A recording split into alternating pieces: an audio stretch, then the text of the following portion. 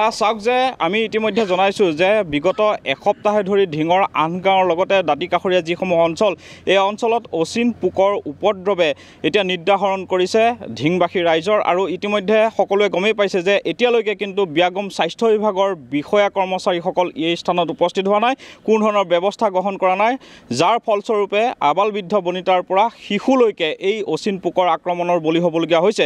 মই পৰিৱেশ দেখুৱাইছোঁ ঢিঙৰ আন গাঁৱত যিহেতু আমি উপস্থিত আছোঁ, এক আতংকময় পৰিৱেশে বিৰাজ কৰিছে, কিন্তু স্বাস্থ্য বিভাগৰ কোনো এজন বিষয়া কৰ্মচাৰী এই স্থানত উপস্থিত হোৱা নাই।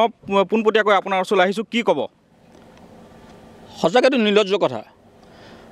আজি এসপ্তাহ ধৰি প্ৰায় 50জনৰ ওপৰৰ মানুহক ঢিং আন গাঁৱত এটা অচিন পোকে কামুৰিছে, যিটো পোকে কামোৱাৰ লগে লগে মানুহজনী জ্বৰ হৈছে, বিষত থাকিব নোৱাৰা হৈছে, ঢিং চিভিললৈ গৈছে, তেওঁলোকে নগাঁও এফাৰ কৰিছে।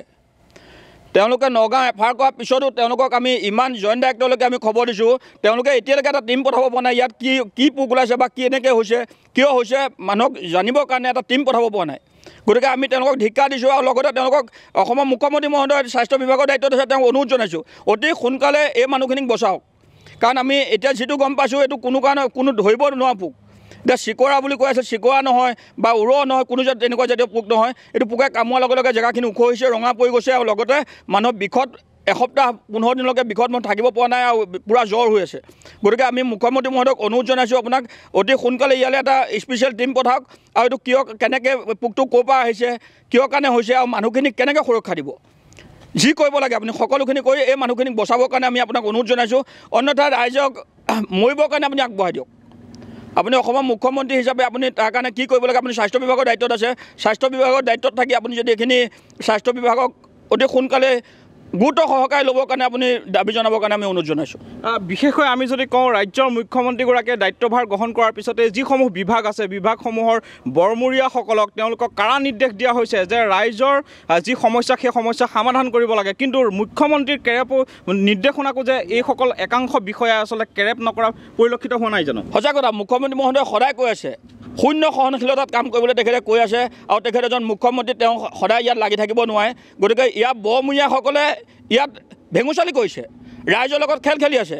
গতিকে এই খেল খেলিবলৈ দিয়া নহ'ব। আমি ৰাইজে চাই আছোঁ, এটা সময়লৈকে আমি চাম, আজিৰ দিনটো আমি চাম, আপোনালোকে আহে নাহে আমি চাম, অন্যথা আমি ইয়াত প্ৰতিবাদ কৰিম। ঢিংবাসী ৰাইজে কিন্তু পানগাঁওবাসী ৰাইজে ঢিংবাসী ৰাইজে আমি এইটো প্ৰতিবাদ কৰিম। আমি দল সংগঠনসমূহক অনুৰোধ জনাইছোঁ, আপোনালোকে দল সংগঠনসমূহে ইয়াৰ ওপৰত প্ৰতিবাদ কৰক, অন্যথা ৰাইজ জীয়াই থকাটো কঠিন হৈ গৈছে। আজি গাহৰিয়ে, কালি এটা গাহৰিয়েও মানুহ মাৰিছে, এতিয়া আপোনাৰ পোকৰ কাৰণে মানুহ থাকিব নোৱাৰা হৈছে, তেনেকৈ মানুহ কেনেকৈ জীয়াই থাকিব? আজি এইখিনি যিখিনি অসমীয়া মানুহ আছে, অসমীয়া মানুহখিনি তাৰমানে শুব পৰা নাই, এতিয়া ৰাতি শুব নোৱাৰে, মানুহ ভিতৰৰ পৰা ওলাব নোৱাৰা হৈ গৈছে, তেনেকৈ মানুহ কেনেকৈ জীয়াই থাকিব? গতিকে মুখ্যমন্ত্ৰী মহোদয়ক আমি অনুৰোধ জনাইছোঁ, আপুনি অতি সোনকালে ইয়াৰ ওপৰত বিহিত ব্যৱস্থা লওক।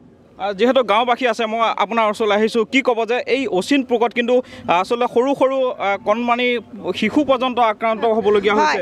মোক ঢিঙৰ পৰা নগাঁও পঠালে, নগাঁৱত তেওঁলোকক পৰীক্ষা কৰিব কওঁতে তেওঁলোকে কয় এজন মানুহ আমি পৰীক্ষা নকৰোঁ নগাঁৱত, গতিকে মানে প্ৰাইভেটত কৰিবলৈ তেওঁলোকে পঠায়। মই তেতিয়া ক'লোঁ বোলো কিয় মোক এডমিট দিছে, মোক আপোনালোকে পৰীক্ষাটো কৰাই দিয়ক। তাৰপিছত কৈছে নাই, 2-3জন মানুহ নোহোৱালৈকে আপোনাক মই পৰীক্ষা কৰিব নোৱাৰিম, আপুনি সোমবাৰলৈ ৰিপৰ্ট পাব। মই চাওক, আজি 2 দিনৰ আগত মই দেখাইছোঁ, তেওঁলোকে 5 দিন যদি এটা ৰিপৰ্ট দিবলৈ 5 দিন সময় লয়, তেতিয়াহ'লে আমাৰ মানুহখিনিৰ কি হ'ব? গতিকে মোৰতো এতিয়া বিষটো ভাল হোৱাই নাই, গতিকে মই এতিয়া ৰিপৰ্ট বিচাৰি তেওঁলোকৰ ওচৰত গৈছোঁ। তেওঁলোকে যদি ৰিপৰ্ট নিদিয়ে, তাৰ ব্যৱস্থা এতিয়া অসম চৰকাৰে কি কৰে ক'ব নোৱাৰোঁ, কিন্তু তেওঁলোকে তাৰ ব্যৱস্থা কৰিব লাগে। কাৰণ মই এতিয়া ৰিপৰ্ট আনিবলৈকে নগাঁও ওলাইছোঁ, ৰিপৰ্ট মই পৰীক্ষা কৰিবলৈ ব্লাড দি থৈ আহিছোঁ। তেওঁলোকে মোক সোমবাৰলৈ মাতিছে, মই আপোনাৰ হেৰিবাৰে দিছোঁ, বৃহস্পতিবাৰে দিনাখন দিছোঁ। তেওঁ কৈছে, বৃহস্পতিবাৰ নহয়, কালি কি বাৰ আছিলে, কালি মই আপোনাৰ বুধবাৰে পৰীক্ষা কৰিব দিছোঁ, তেওঁলোকে সোমবাৰলৈ মোক পৰীক্ষাৰ ৰিপৰ্ট, তাকো মোক কৈছে আপোনাক মই হোৱাটছএপত দিওঁ, এতিয়ালৈকে ৰিপৰ্ট দিয়া নাই। কিন্তু কি কাৰণে এনেকৈ যদি হেমাহি কৰি থাকে, তেতিয়াহ'লে মানুহ কেনেকৈ জীয়াই থাকিব? কাৰণ এইটো ইনফেকশ্যনটো ভিতৰি হৈয়ে থাকে। কিন্তু যিটো স্পৰ্শকাতৰ বিষয়, ইয়াত গাঁওবাসী যিহেতু আক্ৰান্ত হ'বলগীয়া হৈছে, সকলো আতংকত ভুগিছে, কিন্তু এতিয়ালৈকে আমি দেখিছোঁ কোনো এজন বিষয়া কৰ্মচাৰী অহা নাই, নাই, একো নাই, একো টিমেই অহা নাই, কোনো ধৰণৰ তেওঁলোকৰ কোনো গায়ে লোৱা নাই, ঢিঙৰ চিভিলত কোনো গা লৰাই নাই এতিয়ালৈকে। মই আপোনাৰ ওচৰলৈ আহিছোঁ, আৰু এগৰাকী ভুক্তভোগী আছে, মই আপোনাৰ পৰা জানিবলৈ বিচাৰিম কি ক'ব যে স্বাস্থ্য বিভাগৰ কোনো এজন বিষয়া কৰ্মচাৰী হেমাহি চলি আছে কাৰণ আমাৰ মানুহখিনিক চৰকাৰে অন্ততঃ এইখিনি সুবিধা দিব লাগিছিলে বা বেমাৰৰ ঔষধ পাতি জানিছেতো বেমাৰৰ ঔষধ পাতি চিকিৎসাৰ কাৰণে সেই ডক্টৰ পঠিয়াই পেলাই আমাক ঔষধ পাতি দি চিকিৎসা কৰিব লাগিছিলে সেয়া ফাৰ্মাচীলৈ গ'লেও এটা ক'ব হস্পিটেললৈ গ'লেও এটা ক'ব আমিতো গৃহস্থী মানুহ তাতে দিনটো বহি থাকিব নোৱাৰোঁ ব্যৱহাৰটো ভাল পাব লাগিব গতিকে এয়া চাওক কি ব্যৱহাৰো বেয়া কয় নেকি আপোনালোকক ব্যৱহাৰ বেয়া মানে নাই কাইলৈ আহিব পৰহিলৈ আহিব চাওক যে স্বাস্থ্য বিভাগৰ এটা ব্যাগুম বিভাগ আৰু যিটো বিভাগৰ দায়িত্বত আছে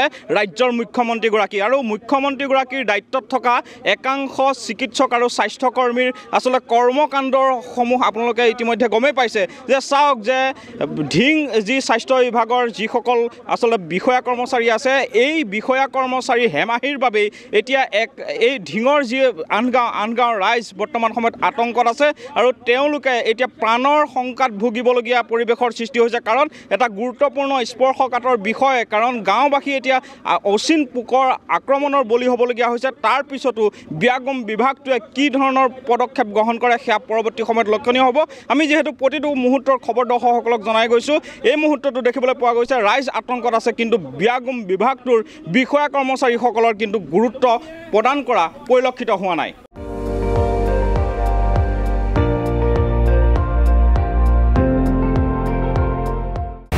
আপুনি চাই আছে ND24 সৰ্বশ্ৰেষ্ঠ নহয় সৰ্বোত্তমৰ দৌৰ